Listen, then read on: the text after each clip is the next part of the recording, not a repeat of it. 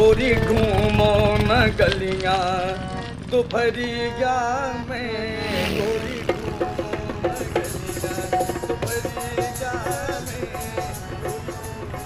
विकी 22 साल का दुबला पतला सामान्य हाइट का सांवला लड़का, चेहरे पे हल्की सी दाढ़ी, बाल सलीके से जमे हुए, शहर की अलग अलग गलियों से बाइक चलाते हुए जा रहा था।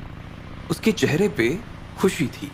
बाइक इतनी तेज चला रहा था कि 2 बार वो किसी कार और रिक्शे से भिड़ते भिड़ते बचा। अच्छा मैं चला रहा हूँ और तू साले कैसे चला रहा है? तेरे बाप की सड़क है।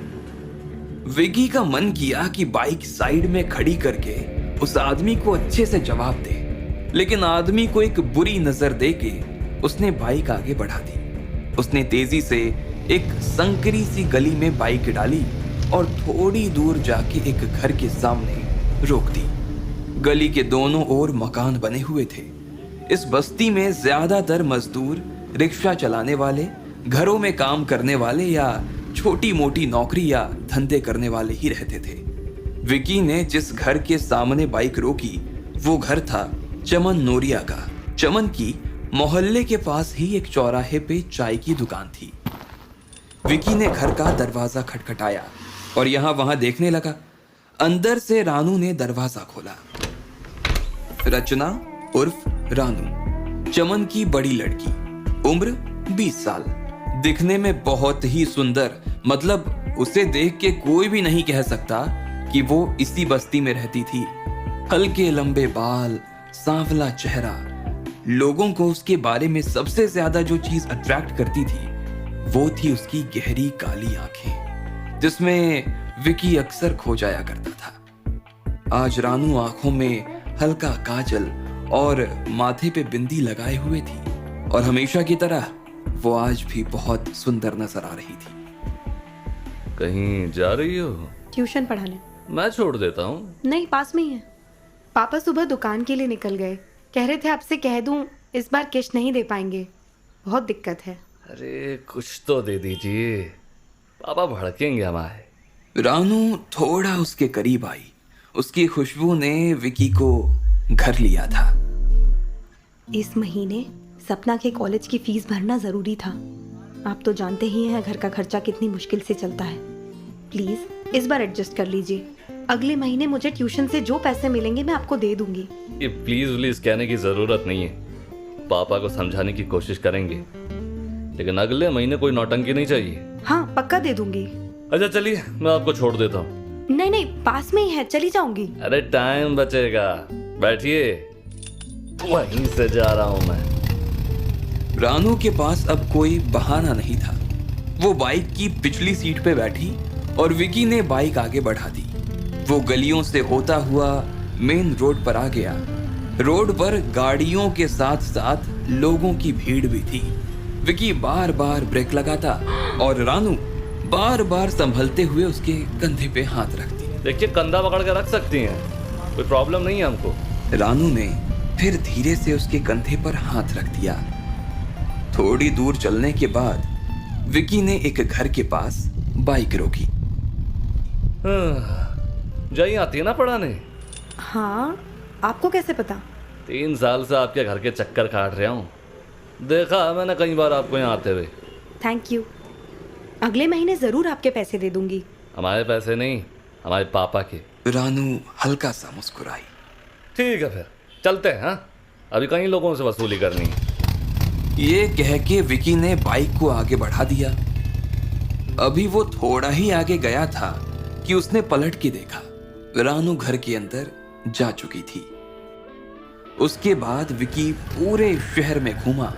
कभी अपनी बाइक किसी दुकान के आगे रोकता, तो कभी किसी घर के आगे, तो कभी किसी ठेले के आगे। लोगों से पैसे लेता और अपने बैग में रखकर आगे बढ़ जाता।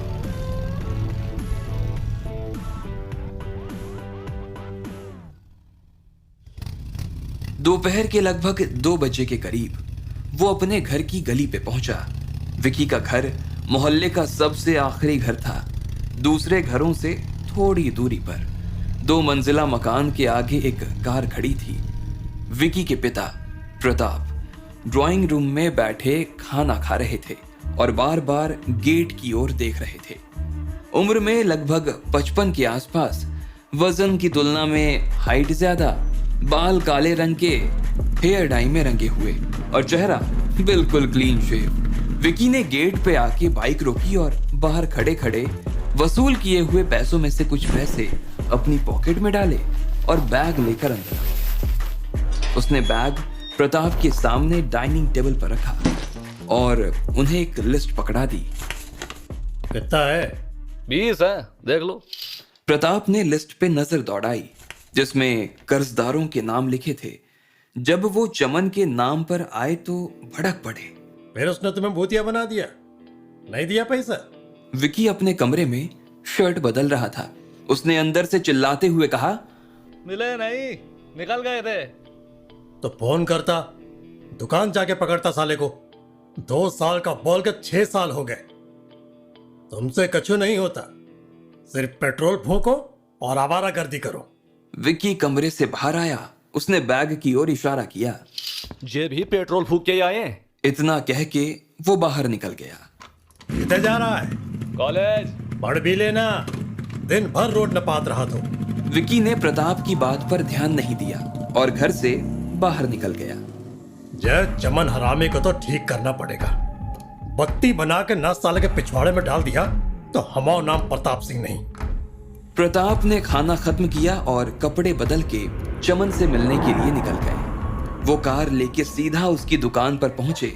प्रताप की कार देख के चमन थोड़ा टेंशन में आ गया। चमन की उम्र भी प्रताप की उम्र के आसपास ही थी, लेकिन हालातों ने उसे इस कदर कमजोर कर दिया था कि वो प्रताप से 10 साल बड़ा लगता था। प्रताप ने रोड के किनारे कार पार्क की और तेजी से चमन की ओर बढ़ गया। उसकी दुकान पे 3 लोग बैठे चाय पी रहे थे। प्रणाम भैया, आपने क्यों तकलीफ की? हम आ जाते। बहुत चूतिया बना लिया चमन तुमने। आज पैसा लेके जाएंगे। बैठिए तो आप, स्पेशल चाय पिलाते हैं। मूड ठीक नहीं लग रहा आपका। मूड की तो ऐसी की तैसी। 2 साल का बोला था ना कि सारा पैसा चुका दोगे। 6 साल हो गए हैं, आधा भी नहीं चुकाया। 6 महीने भी गोली दे दी। अगले महीने डबल दे दूंगा। आप देख ही रहे हैं भैया, दुकान बंद करने की नौबत चल रही। देखो चमन, मुझे ना तुमसे मतलब है ना तुम्हारी दुकान से। 15 दिन का टाइम देते हैं। अगर पैसा नहीं दिया तो तमाम मकान अपने नाम करवा लूंगा। और चाहे धमकी नहीं, हमारी जबान है। तभी वहां रानू आ गई। प्रताप ने उस पर सर से पैर तक नजर डाली।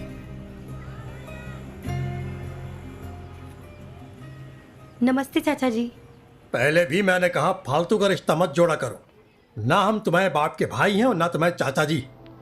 इतना कह के प्रताप अपनी कार की ओर बढ़ गए।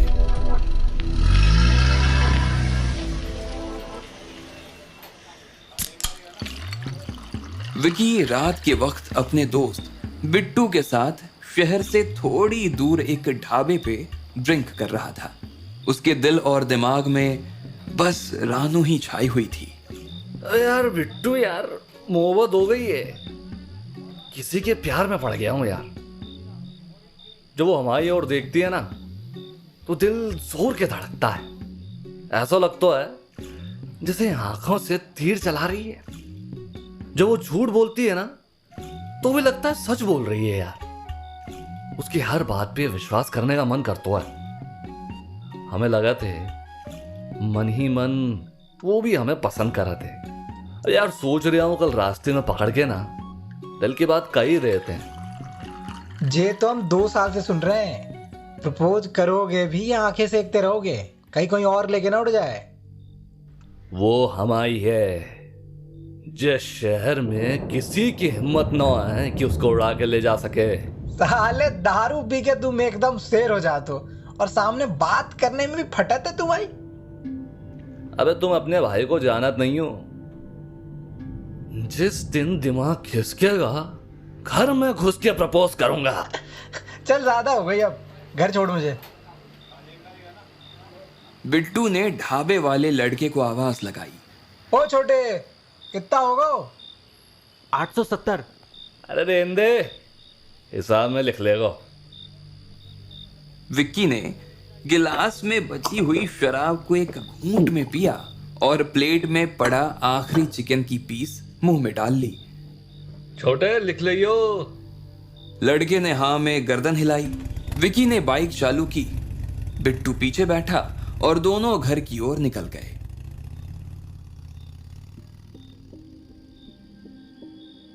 यहाँ घर पे प्रताप भी अपने दो दोस्तों के साथ बैठे दारू पी रहे थे। अपना तो कोटा हो गो पोरो, अब चला था अपनी भड़की आग को ठंडा करने। रमेश, आज तुम भी चलो, कभी कभी बाहर भी मुंह मारना चाहिए, हैं? प्रताप के दोस्त रमेश उसी मोहल्ले में रहते थे। उन्होंने उठकर प्रताप के कंधे पे हाथ रखा। अरे नहीं भैया, हम तो अपनी पत्नी से खुश हैं। हम तो कहते हैं तुम भी शादी कर डालो। जिस चीज को लाने बाहर पैसे खर्च करत हो, मुफ्त में घर में मिल जाएगी। पैसे भी बचेंगे और किसी की झूठी भी ना होगी। भाई, उसे झूठी नहीं कहते, अनुभवी कहते हैं। हम तो बिना घूंटे से बंधे अच्छे, जब जहां मन किया मुंह मार लेते। तुम चल रहे हो हरीश? उनके दूसरे दोस्त हरीश ने भी हंसते हुए हाथ जोड़ लिए। तुम भी ना सुधरोगे, हैं? तीनों घर से बाहर निकले। प्रताप दरवाजे पे ताला डाल ही रहे थे कि उनको विकी की बाइक की आवाज सुनाई दी। आ गया साला शराबी। जय विक्की साला दिन भर आवारागर्दी करत रहा था, नालायक। उन्होंने फिर दरवाजा खुला ही छोड़ दिया और अपने दोस्तों के साथ निकल गए।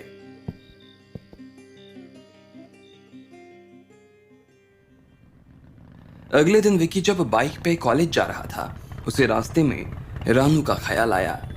यार, आज क्या ही देता हूं दिल की बात है। उसने बाइक फौरन रानू के घर की ओर मोड़ ली, लेकिन जब उसके घर पहुंचा तो उसे वहां उसकी छोटी बहन सपना मिली। उसे समझ में नहीं आया कि क्या बोले। वो चमन से मिलना था। पापा तो दुकान निकल गए। अच्छा, तुम्हारी दीदी है? वो भी ट्यूशन पढ़ाने चली गई। विकी ने फिर कुछ नहीं कहा, बाइक स्टार्ट की और अपने रास्ते निकल गया। वो उस घर पे पहुंचा जहां रानू ट्यूशन पढ़ाती थी, मगर वो वहां भी नहीं मिली। वो थोड़ा मायूस हुआ, कुछ सोचा और फिर कॉलेज के लिए निकल गया। दूसरी ओर प्रताप और रमेश सुबह सुबह मंदिर से लौट रहे थे। दोनों प्रताप की कार में थे। चाय पीने का मन कर रहा है, कहीं रोकना? आप प्रीमा पिलात हैं। साले चमन के ऊपर बहुत कर्जा है। कुछ तो वसूलो। दोनों कुछ ही देर में चमन की दुकान पे पहुंच गए। चमन दुकान पे ही था। वो एक दो लोगों को चाय पिला रहा था। जैसे ही उसने प्रताप की कार देखी, वो घबरा गया। उसने जल्दी से 2 गिलास में चाय डाली और कार के पास पहुंच गया। उसने प्रताप और रमेश को चाय दी। प्रताप ने चाय का एक घूंट लिया और चमन की ओर देखने लगा। वकील को कागजात बनाने बोल दिया है, तैयार रहो। कुछ महीने और रुक जाते भैया, मैं जल्द से जल्द पैसों की व्यवस्था कर दूंगा। कल ही तो 2-3 लोगों से बात की, बैंक भी गया। अरे बैंक से लोन लेना का आसान है, आधे पैसे तो दलाल खा जाएंगे, और कोई उपाय नहीं। घर भैया जे घर मत छीनो भैया। 2 बेटियां हैं, उनकी शादी करनी है। कितने जाएंगे हम? बर्बाद हो जाएंगे भैया। आप तो इतने सालों से जानत हो। इतने सालों से जानत है, तभी तो अब तक छोड़त आ रहे हैं। लेकिन तुमने साले हमारी भलाई को हमारी कमजोरी समझ लो। ऐसा नहीं भैया, हमने कभी आपकी भलाई का फायदा नहीं उठाया। आपके पैर पड़ते हैं, हमें गलत ना समझो। चमन प्रताप के पैर छूने लगा था। अरे हटो, पैर वैर छूने की जरूरत नहीं। अब हम तुम्हें किसी बात में नहीं आने वाले। नहीं भैया, मकान मत छीनो। आपके नौकर बन जाएंगे, जो कहेंगे वो करेंगे, लेकिन मकान न छीनो। 2 जवान बेटियों को लेके किधर जाएंगे? तो जो बोलेंगे वो करोगे, बात से पलट नहीं जाना। एक काम करो, अपनी बड़ी बेटी की शादी प्रताप से कर दो। घर भी बच जाएगा, एक लड़की ब्याह भी जाएगी। क्यों? ये सुनते ही चमन के चेहरे का रंग गायब हो गया। वो हैरत में रमेश को देख रहा था। प्रताप ने भी आश्चर्य से रमेश की ओर देखा। दोनों की नजरें मिली। रमेश ने उन्हीं भरोसेमंद आंखों से इशारा किया कि ये ठीक होगा।